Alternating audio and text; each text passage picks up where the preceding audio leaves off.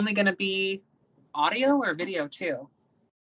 So if you want to do video too, do video too. If you don't do audio too, audio too. So today we're gonna have a really special guest for you guys, Jasmine Bukhar. She is American of Arabic descent and the only native Arabic speaker in this community with a really huge experience with Jinn magic. So I wanted to call her on because she is really familiar with a lot of literature and available to us in the West. And she is also extremely experienced in what she's talking about. So, Jasmine, can you tell us more about yourself? No. Yeah. So I don't know. Anytime anyone ever asks me to talk about myself, I suddenly don't know like where to start. But like I currently reside in the Midwest of the United States. That's where I live. And so there's that. And I'm a practicing witch and a YouTuber. I have a channel here on YouTube. You can find me at Jasmine Ambrosia, JASMYNE, which you pronounce that very well, by the way, because I kind of say Jasmine, but it's Yasmina, but it doesn't really matter. I don't care what you call me. You Yasmina, call me. yeah, we have Yeah. that name in Bosnia too. Yeah. So, Yasmina, thank you for coming on the show.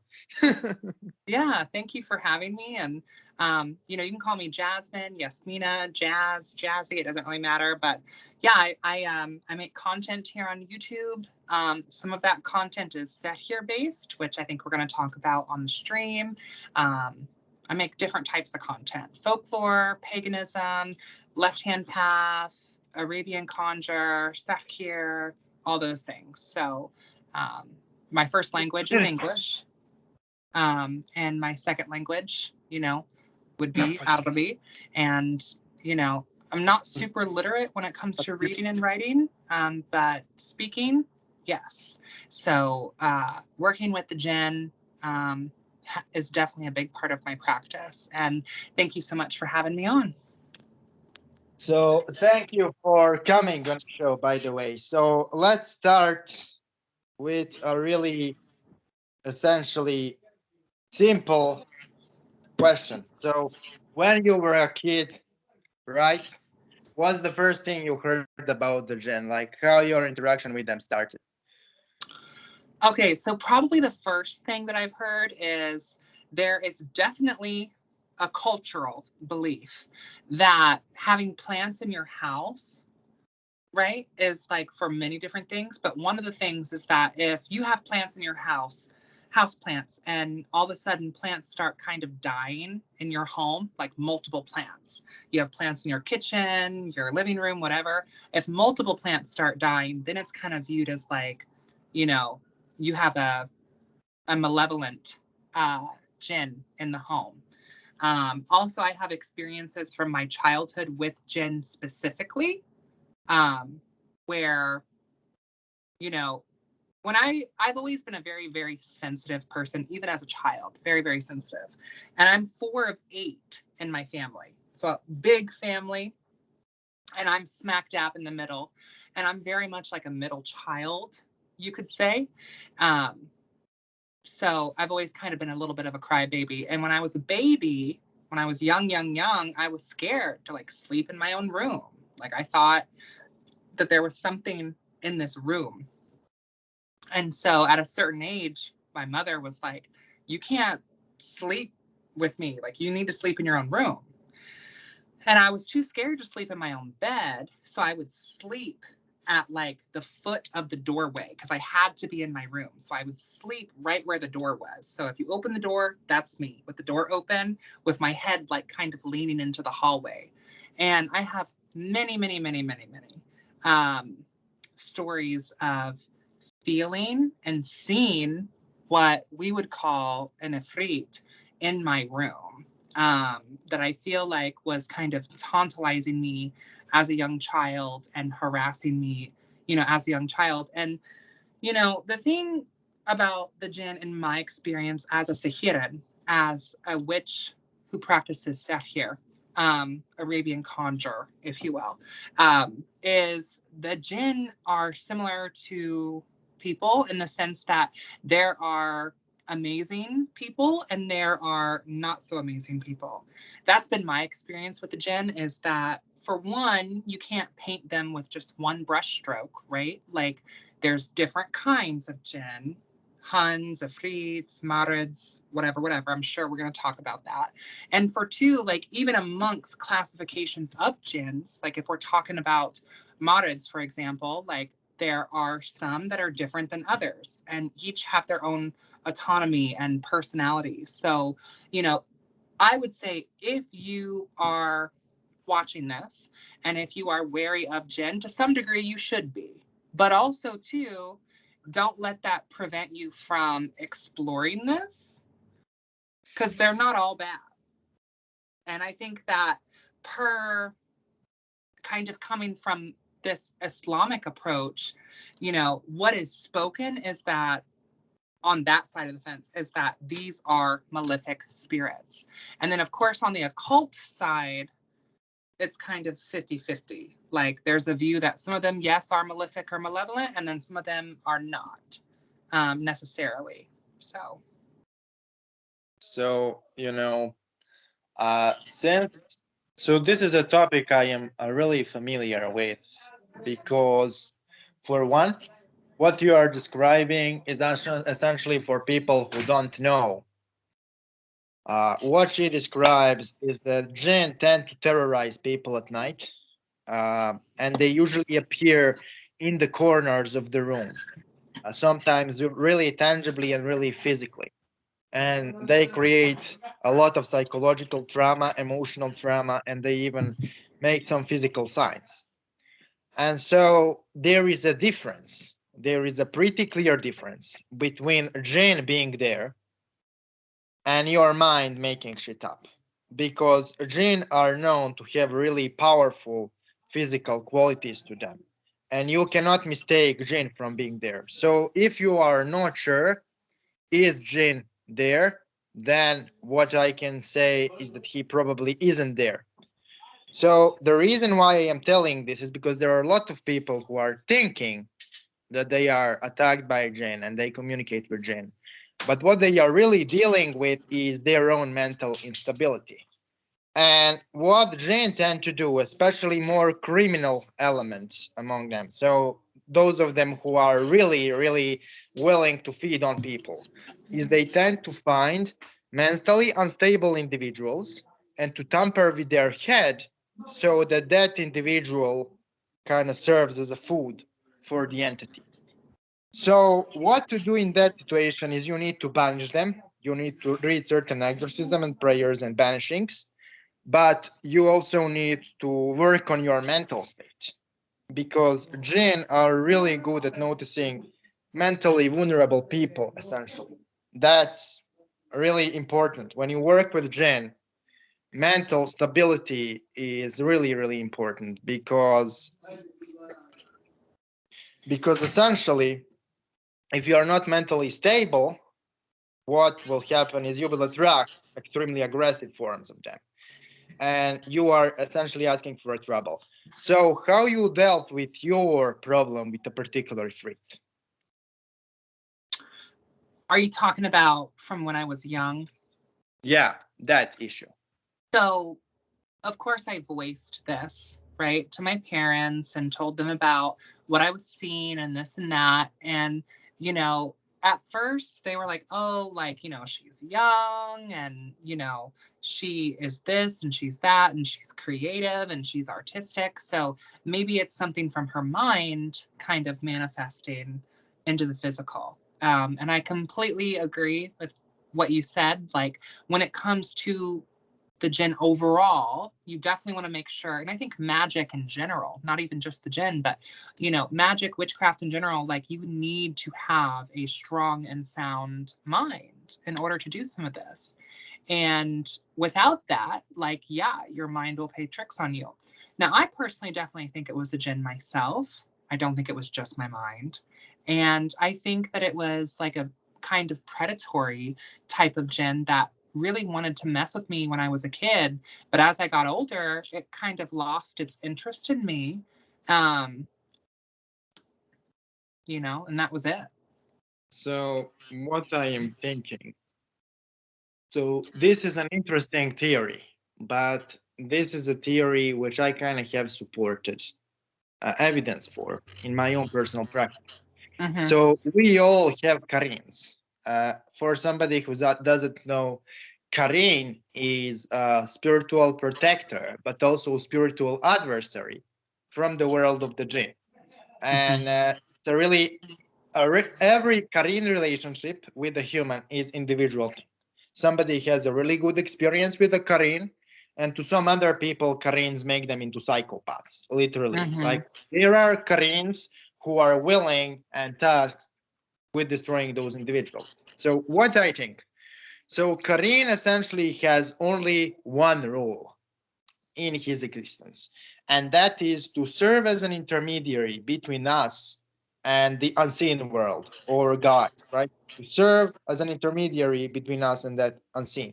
So once you make a contact with the unseen, right? So the first conscious contact, let's say I do the first conjuration, right?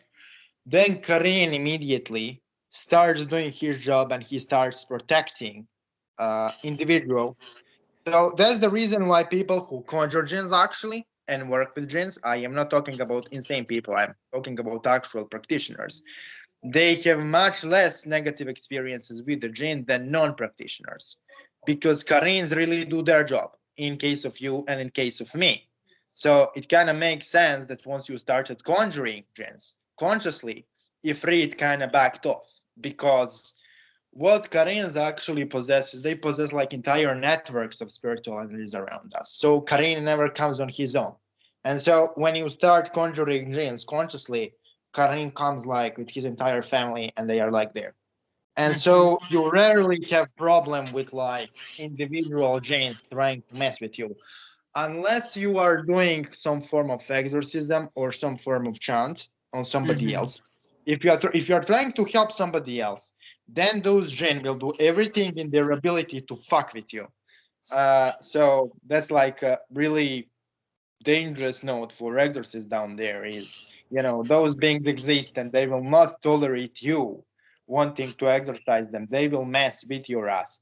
So did you had any experience with exorcism specifically or with banishing of the jinn? No, no. I mean, I, in theory, know what that looks like and how to do that, but I have never in my life ever felt the need. Like, I do not practice Solomonic magic, you know, like I've said before. So I have never had to, as of now, I have never had to banish a jinn of any variety. And when you're talking about the Karins, like, you're absolutely right. And I was talking about this with a friend the other day and about how we have our guardian spirit or guardian spirits, and these can manifest as jinn and they're connective to the collective. And I told you, you know, when we were talking off recording that, you know, the type of jinn specifically that I more so work with is more so with the John and more so with like Hun. Those are the types that I find myself working with more than the Afrit. Not that I wouldn't be open to it, but this is what has come to me and what has come naturally to me. Yeah. So, but can you like, cause about John and the Khan, there is like a really small amount of information.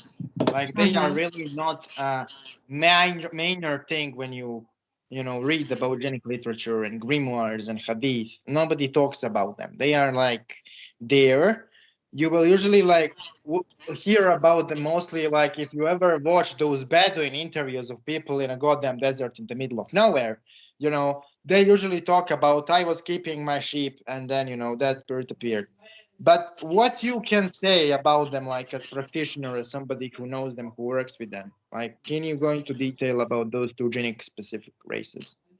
So I feel like per the John and per the Hun, like we are essentially looking at Jinn because okay, so first, Jinn, the word itself, obviously, is, you know, spirits of smokeless fire, right? And so this is a umbrella term for many different varieties. And Hun and John are just a couple of the varieties, but typically Johns appear as black dogs, typically. And Huns are spirits of the land, essentially, not like elementals, like sometimes Marids can appear as, but more so as animals. So, like, also, like I talked about off of air, if you are working with specifically like Huns, for example, they're going to take the physical form of animals. So, where I live, it's a bit contrary to Arabia, right? Like I live in the Midwest of America. So the animals that Jinns might possess are going to be different than the animals that might be possessed in the Middle East.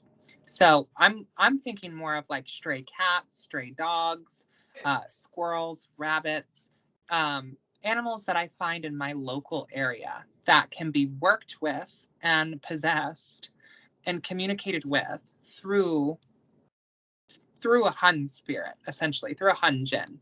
And then Johns are kind of like a subsect underneath this to a degree where they are specifically usually appearing as black dogs. Sometimes other black animals, but they're specifically always black. So, did that answer your question? Yes, you answered my question, and there are pretty interesting details, you know, because when I worked with jinns in a mountain area I am from, because I am obviously not French, my village where my family is from is actually high up in the mountains. And whenever I would like conjure the jinn, especially really powerful ones, I would like see random dogs passing or something like that. And now I kind of know what it was. Because what jinn tend to do is when you call a really powerful spirit, the jinn of the local area tend to greet that powerful newcomer. You know, if you call, for example, the king of Saturn, or if you call Paimon, for example, then the local jinn will like greet him, that form of dogs. You know, they will pay him respect. So you kind of told me what I was seeing back in the day when I was conjuring high up in the mountain. So that's a good observation. Thank you for it. But another question I have is essentially how to start working with Khan and John. Okay, so for one, I think it's very, very important for you to, I personally think everyone should have an ancestor altar. Like, I think that that is a great way to begin your way of connecting to spirits in general. So if you are completely, you know, new to the craft or set here or working with Jen or whatever, like for one, I think having a little shrine or something with some of your beloved dead on it and having some incense and some water and some offerings is a great first place to kind of start and just start sitting in front of that altar and just meditating and just paying your respects to your beloved dead, whether you're part of the lineage and the culture or not, because your ancestors are going to always be watching over you, your ancestors for your highest good. So I would start there. Moving forward to more Jinn specific things, though, obviously, because that's what we're talking about. These are spirits of smokeless fire. So a great offering for a lot of different types of Jinn is going to be in smoke. Because you can also see their true forms in this smoke and you can communicate with them through this smoke. So like a bakor should be a staple. I can grab, mine's over there, I can grab mine, but like a bakor should be a staple. So that's the device. And then the oud is what you burn inside of the bakor. And it's literally just a way to light incense and leave offerings. And there's different types of ouds, red ouds, white ouds, black ouds, whatever. And they have correspondences magically, kind of like incense does. And it is like incense, except it's essentially like bark that's soaked in like oils and resins that you burn over a charcoal disc. They also have electric ones too. But burning oud, while that might sound like a very simple, basic thing, is a great way to first start making offerings, because the first type of Jinn that you should want to, in my opinion, connect with would be more of like a guardian Jinn. Now, I know that's controversial in terms of some of the set here spaces, because some people think that you have to be part of the lineage to have a guardian spirit. Some people think you don't, whatever, whatever. I think that contacting your guides should always be first. And I believe that you can do so through leaving offerings with the intention to conjure and summon your guide, whether it's Jinn or not. Okay, I'm not the governing end all be all on who has what and this and that. You know, maybe you do this and you find out maybe your guardians are not necessarily Jinn. Maybe they are. Maybe they're Huns. Maybe they're Afrits. Maybe they're Marids. Maybe they're Shayateens, whatever. Like, it doesn't really necessarily matter, right? Maybe there's something else entirely. But by leaving these offerings, if you are meditating in front of this bakor while it's smoking, you will see images in the smoke of what it is that you are supposed to see. And this is like a very common way also to divine with Jinn sort of sorcery. Of course, candle magic as well. Like, you can also look at the book. It's an English book. I know that's a big thing in set here, and specifically also working with Jinn, right? Is a lot of our sources are written, of course, in Arabic. So Jinn Practical Magic is a book that I personally, would recommend more so for the complete novice beginner. The whole book is essentially more so based on like essentially using candle magic and fire scrying as a way to communicate with Jinn. The book is primarily geared towards the Shayateen, so like the rebellious or the corrupted Jinn. That's what it's more geared towards, is working with those specific types of Jinn. But I think that you can candle scry and divine with a multitude of different spirits, including your own ancestors. I don't think it has to just be Jinn. But there are some good exercises in there, like the meditation of like the Black Abyss. I think is nice. And also, I would say that if you are not someone who is proficient in Arabic, Arabia, if you will, there are some really good pronunciations in the book as well that actually sound it out for you in English phonetics. So if you're an English speaker, this would be a great book, Jinn Practical Magic, but it does sound things out for you. So, and like I said too, this is kind of more so focused on working with the Shayateen. So it's working with some of this political hierarchy and their names and how to pronounce these names, because there is also a belief as well that, like, while you can speak to Jinn in any tongue that you speak, so whether your native tongue is Spanish or Japanese or Arabic or whatever, like, you can speak to the spirits in any tongue, but there is also a belief that the native tongue is going to be able to communicate most effectively. So there's that. And I think that the pronunciations in the book are a good asset for someone who is new to working with Jinn and also doesn't know a lot of Arabic.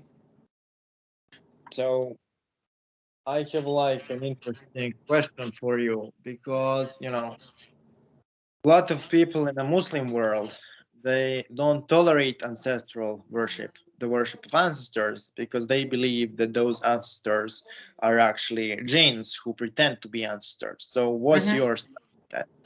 So, one, just so that we're clear, I am not a practicing Muslim. I have some of that in my background, but I am not religiously a practicing Muslim. Now, there are definitely some cultural and Islamic practices that I still have, that I keep with me. Like, I have a tashbih, I have a prayer mat, You know, I also veil, like I veil my hair. It's not a scarf, but this is not my hair. So my head is still covered. Like, so there are some practices that I still adhere to, but I don't consider myself a practicing Muslim. So I also don't think that you need to be a practicing Muslim, nor do you need to be a Solomonic magician in order to work with Jinn. And that's not the way that I work with Jinn. Like I've said before, I work with Jinn more as a Sahiran than as a Solomonic magician. And if you are a practicing Muslim, then you should be following the rules of your book. But those rules are not mine to follow. So worshiping my ancestors is no problem to me. And I don't see my ancestors as Jinn, especially as a medium. Like, I communicate with the dead that are not Jinn. Like, all of our beloved dead are not Jinn. So for me, it's no issue. Okay, so that's your stance. I honestly also work with my ancestors, and I also think they are not Jinn. So we agree on there. I simply asked the question for the sake of Oh, the yeah, totally. Totally, yeah. I think it's a good question to ask. And I think, too, like, for everyone watching, right? Like, when we are thinking about the Jinn and when you are wanting to research various types, right? A lot of literature is going to be from an Islamic slant. We had talked about the hadiths and some surats earlier. These are Quranic depictions and Islamic interpretations of spirits, jinn, that I believe have existed before the Quran was ever even written. Okay? And I know that's going to kind of be controversial, yet brave to say, but I believe that jinn have existed well before Muhammad, well before the Quran. Okay? Ancient Arabia had religion before Islam. Historically, we know this to be true. The jinn have been a part of ancient Samaria, modern day, Iraq, before Islam was there. So it's not an issue to me. Okay, I get what you're saying. There is an interesting point that actually you had Kaaba in Mecca before Islam, and what they claim is that Kaaba is reconsecrated to Allah, but you also had a lot of Kaabas across Arabia, a lot of those black cubes, and it was actually a common practice in pre-Islamic Arabia. So Muhammad simply recontextualized that in a way when Of he received course. the revelation. There is a Yeah. lot of interesting things there. But I have also another question. So because that's like a really interesting issue, because a lot of people are kind of heavily focused on Iblis today in those occult communities. And I think it's not necessarily smart to be focused only on Iblis. So what's your opinion on Iblis and on that entire card? Like what specifically? So what's your opinion about work with him, about approaching him, about operating with the spirits under his banner? I think that a lot of the literature that you're going to find in English and a lot of the literature that is readily and accessible in the West, especially, is going to be about working with the shayateen. Like, you're not going to find a lot of reliable literature about any other types of spirits. I think a lot of this has to do with the fact that the shayateen have remained so relevant. Also because I believe that they influenced also the Ars Goetia. And so they live on through some of the Ars Goetia. I'm not saying that, like, it's all jinn, but I'm saying that they definitely influenced it. And so they've maintained their relevancy. While other types of jinn have kind of fallen out of popularity in the West because there's not a whole lot of literature. In terms of Iblis, to me, there's a lot of literature that you can find, especially a lot of course, Islamic literature that you're going to find. And he very much is typically kind of painted out as like a devil figure. So in a way, he is kind of known as like a king, if you will. Not that I think demons and Jinn are necessarily the same thing, but if you look at demons, how you have these hierarchies of like dukes, earls, kings, whatever, like Ablaze is kind of this political figure, and he's a king. And so to me, if you want to work with the Shayateen, you want to maybe don't start off working directly, right? But you're gonna have to deal with him eventually if you're gonna be working with the Shayateen, because that is his government. That is his governing aspect. So you can't ignore him. I don't think you can ignore him. And I think that if you do ignore him, that would be seen as like offensive. So, I get what you are saying. But since we are not talking about Shayateen, I just wanted to ask you for an opinion so we can discuss other matters. Because honestly, I am sick of Iblis praise on the internet, because I actually work with him. And I know that it's not in a way people tend to describe, they either tend to describe him as a purely good guy or as a purely bad guy. And And what? he is both. Yeah. But my stance on him is that he is really self-centered. So you need to understand that he is self-centered, that he is not your daddy. You will get benefits from that, but there are also enormous amounts of risks because he is known to be ruthless in many of his aspects and forms. And that's why I called you to offer the perspective on other tribes of Jinn and other races and other types of spirits which are much, much different. So, can you essentially tell a little bit more about how to conjure the Jan and Khan? Well, one of like, you can start in your home and that's okay, but at some point you actually need to go out into nature. You need to go out into nature in a place where you're going to come across wildlife, because you're going to need that wildlife to kind of be possessed in a way by the spirits as a way for it to take its form. So, and also too, going back to the Iblis tea as well, like, I am not saying you should or should not work with Iblis. I'm saying that Iblis is mostly going to be relevant when it comes to the Shayateen. And so if you're working with that type of Jinn, you're going to have to acknowledge Iblis. Now, if you're not working with that type of Jinn, I don't really feel like he's that big of a priority or a focus. He's a central head, of course, but he's not the end all be all for everything. He's the end all be all for the Shayateens. Like, because they're submitting and signing onto him.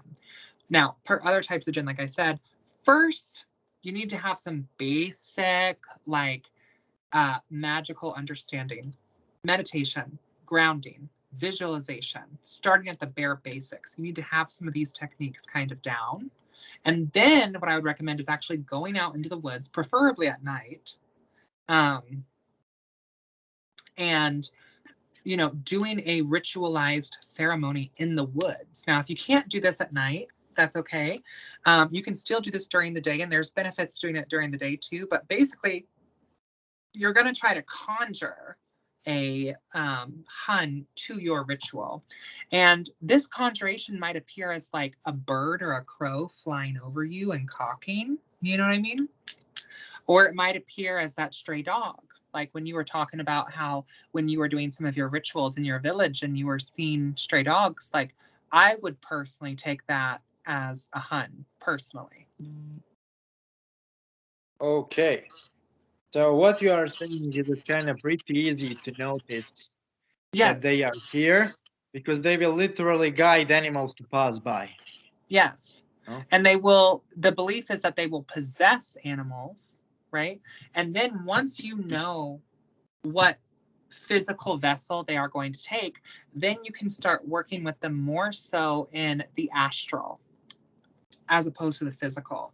So kind of like, you know, this isn't necessarily like a Sahiran word, but like hedge crossing or astral traveling. So for example, this is going to also be based off of where you live. So if you do not live in the Middle East, they are not going to be possessing animals that are not native to your location. So don't like for me, we don't have wild donkeys where I live. We don't have wild donkeys just running around. We don't have camels running around. We don't have snakes really hardly at all, just running around, you know. So they're not going to appear that way. They might appear to me as a raven, a crow, a goose. They might appear to me as, you know, a squirrel, a rabbit, a stray cat, a dog. Like they might take on other forms, a coyote, like, because these are spirits of nature that can possess nature and control nature.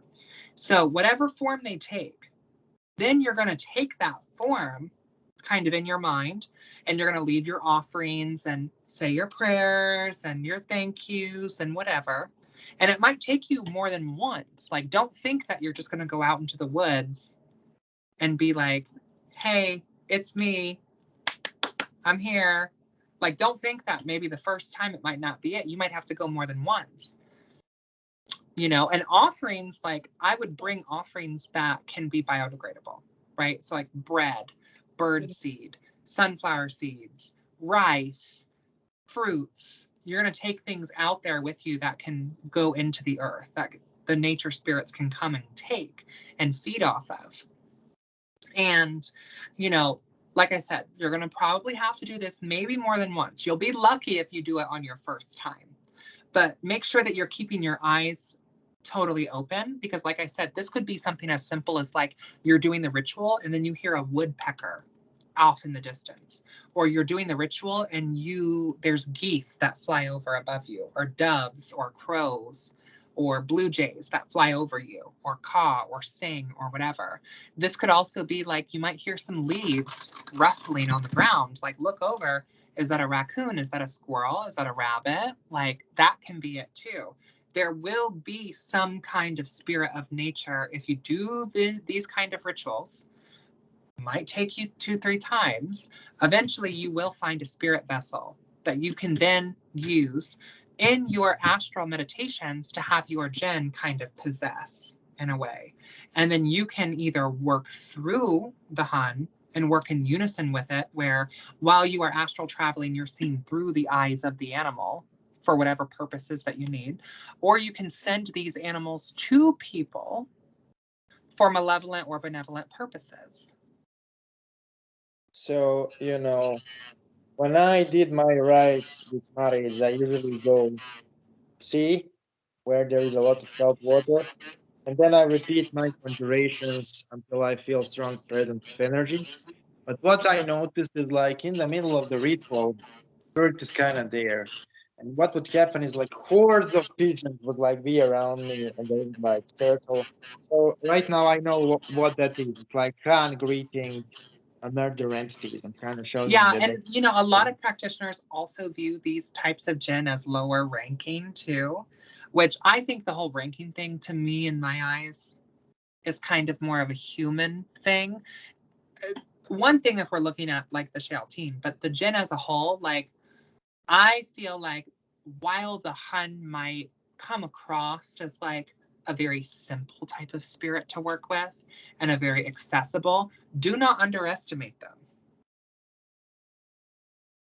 Like, I know that a lot of people put a lot of focus on like Afrits, for example, or Marids, the giants, or, you know, the Shayateen, the demon type, the corrupted, whatever. Ooh, like, but like nature spirits will fuck you up. I'm sorry, I don't know if I can say that, but they can mess you up. Let me say that. Yeah. here is the thing. This is uncensored channel. You can say whatever. As long as you are safe with your entities, you know, and they Oh, want you yeah. to until I don't feel like I've, say whatever. because that is something in terms of the Jinn, and most practitioners, especially if sat here, will say this as well, is there are some things we can and can't share. Yeah. So this is like question you maybe are not allowed to answer, right? I definitely know that you know the answer to this question, but I don't know, are you able to answer the question? So are Khan known to have some kind of elders, or like, because everybody talks about Maridic elders, Ifritic elders, Ghoulish elders, the elder Shayateen. What are like the elder Han? Like what are they doing? If you're allowed to share, because you definitely know a lot about them. So what are the elder Han doing? What is their agenda? What Han stand for as a race? So what I will say is that these are spirits, these are Jinn of the land, of the earth. They are chthonic as well, and they are of nature. And that's what I'm going to say. Okay, so we can probably have a much larger discussion off camera. Yeah. Yeah. So essentially, I will share this with the audience because it will give you a lot of context to our discussion. So in Serbian folk tradition, we are of course Orthodox Christians and we are not Muslims, but there are spirits known as the Fae, right? And what Fae do, interestingly, is Fae show as animals. They guard nature, they protect the land, and they have a really different energetic composition than Ifrits, Marids, and other motherfuckers. Like completely different energy.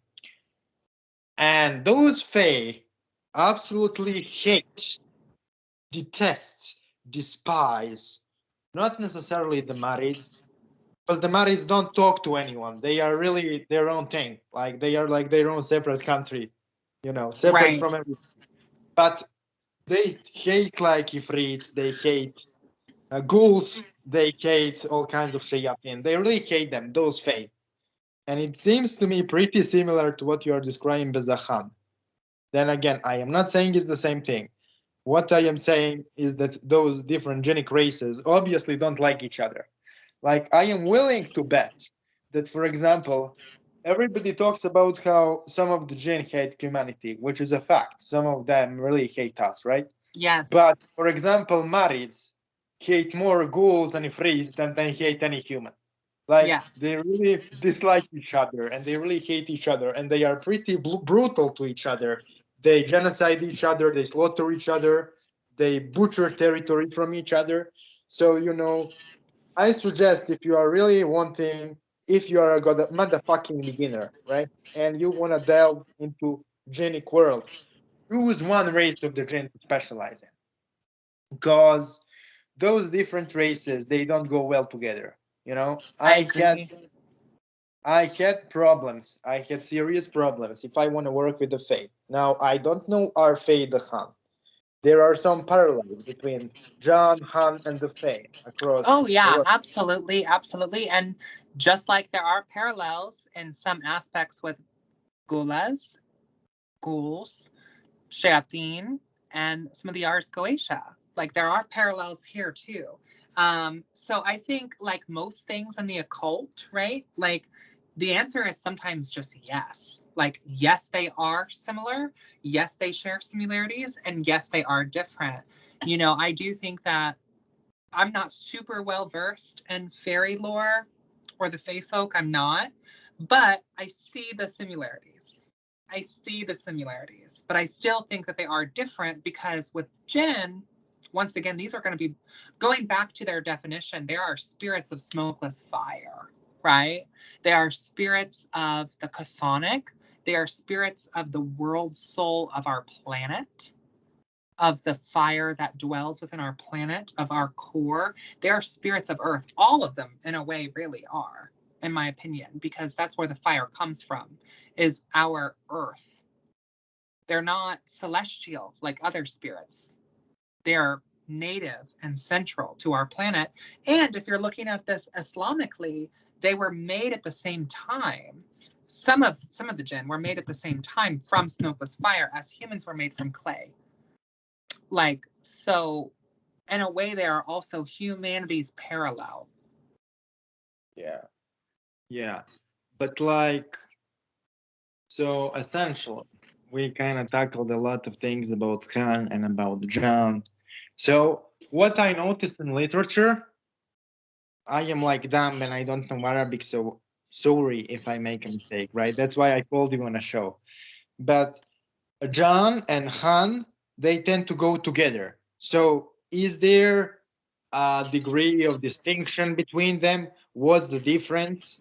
You know, who is who, how to determine, you know, Well, I that, think that like dogs are such a common thing, like stray dogs.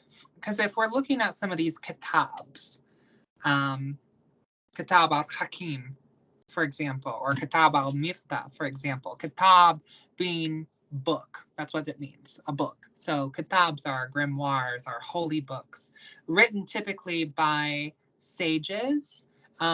Most of the most prominent ones are written by like sages, so male magicians. And in these kitabs that are written, like black dogs are a big thing and a lot of lore. Um, Stray dogs, specifically black dogs. So I feel like because this was such a common sort of phenomenon, that's where the John kind of got their name, because it was like there were so many types of Hun that would take this form. So it was almost like they kind of split off, right? But if you live in an area where you're not going to come across stray dogs, then you would not be coming across that. You might come across Huns, Hunns. You might come across those, but John specifically are black dogs. And here in the United States, I live in the Midwest. I live in Indiana, which southern part of my state, they call it the Little Smokies. So that is in correlation with the Appalachian Mountains or the Appalachian Mountains. I live close to that area, like 4-hour drive, and I'm in where it starts, those mountains.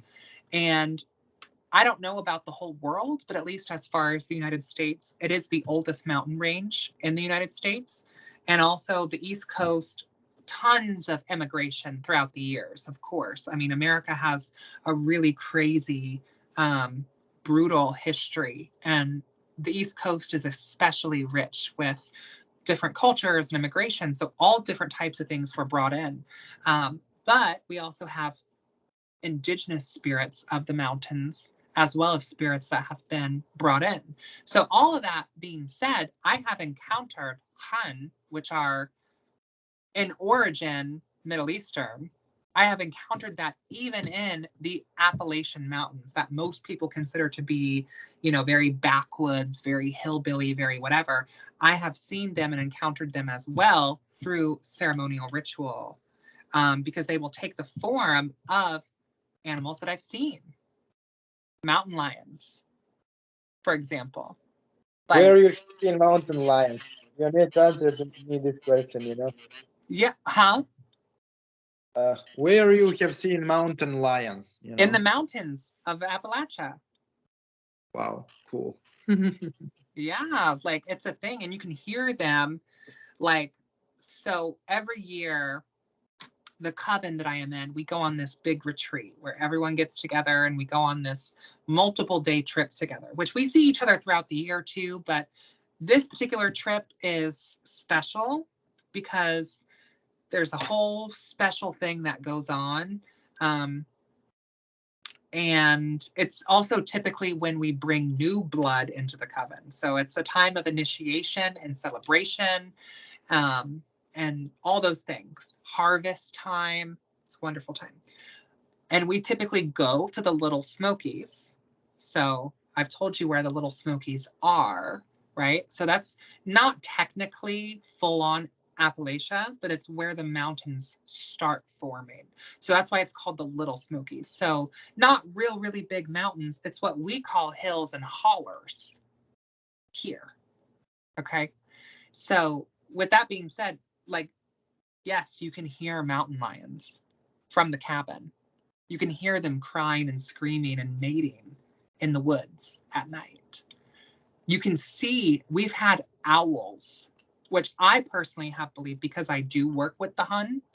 I believe them to be spirits of the Hun coming and kind of being like, you know what I mean? In terms of like some of our rituals and stuff. Because in our coven, it's like we all play different parts of it. And like I pay special attention to these aspects of like what birds am I seeing? What ground spirits am I seeing? What insects? Because that's a big thing too. That's something that people don't always think about with the Hun is they're always looking for animals that they miss the moth that flies right in front of their face. Or they miss the spider that's crawling on the tree branch in the middle of the ritual. Like you got to really keep your eyes open, keep your mind open to it because they are there and they will show themselves very willingly, typically.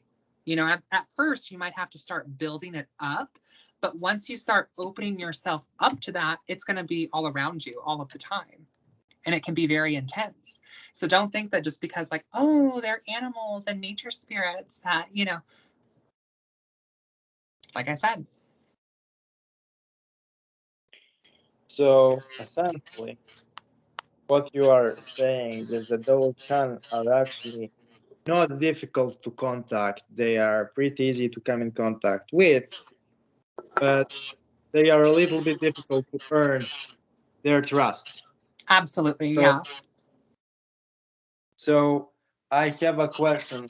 So in order to call the Khan, you need to bring some form of incense or some form of burning offering, which will Yeah. allow them to feed off and manifest. And you need to calm your mind first, right?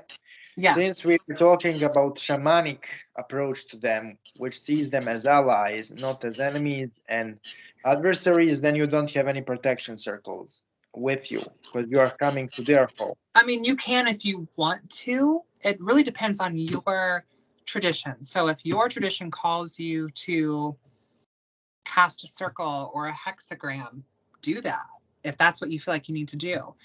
For me personally, we do cast circles in our tradition, but we do it. Okay, so our circles are not about keeping bad, ugly, terrible things out. It's about containing the power that we are raising during ritual. So kind of like traditional witchcraft in that way that we're not casting a circle to keep things from entering our space. That's not the intention because we want spirits to kind of come in like while we are doing our conjurations. Um, in my opinion, as a witch, as a sihiran, as a witch, like I'm the biggest, baddest thing in those woods. It's me.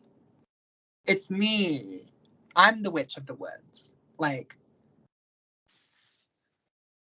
so I, if you cast a circle, you do that however you do that, if you choose to do that, if you feel like you need to do that.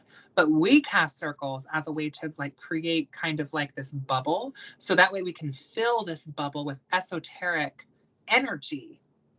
And then when we release the circle, all of that energy is then released through a spell. So I feel like there's no reason for me personally to cast a circle when I'm trying to conjure Huns because I want them to come into the space. I'm not trying to keep them out, and I'm not really doing spell work.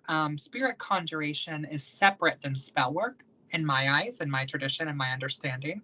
Spirit conjuration is something separate. It's almost like taking divination, but placing it into a physical form. Because what spirit conjuration is, in my eyes, is we are manifesting something into the physical, taking something from the astral and placing it into the physical. And some people, before they even do their first ritual, already kind of start having visions or premonitions of Huns that they will see. If you are having constant dreams of crocodiles, for example, but yet let's say that you live like me, like I live in Indiana, I live in the Midwest, like we do not have crocodiles here. That doesn't change the fact that that could be a Hun still expressing itself to you in this astral way. And obviously you would pull cards to clarify this, or you would have someone pull cards to clarify and validate that like, yes, this is happening. But yeah, and there's more to the ritual than just simply going out into the woods and lighting some incense and just looking around for animals out in the woods. Like, what you want to go also with an offering. So that could be rice. Rice is a really simple, easy. Most people have access to some rice, and it can be a handful of rice. It could be some seeds. It could be some water. It could literally just be water. Whatever, it could be fruit, bananas, oranges, plums, dates, whatever. Whatever kind of offering you bring, you just want it. What are you smirking at?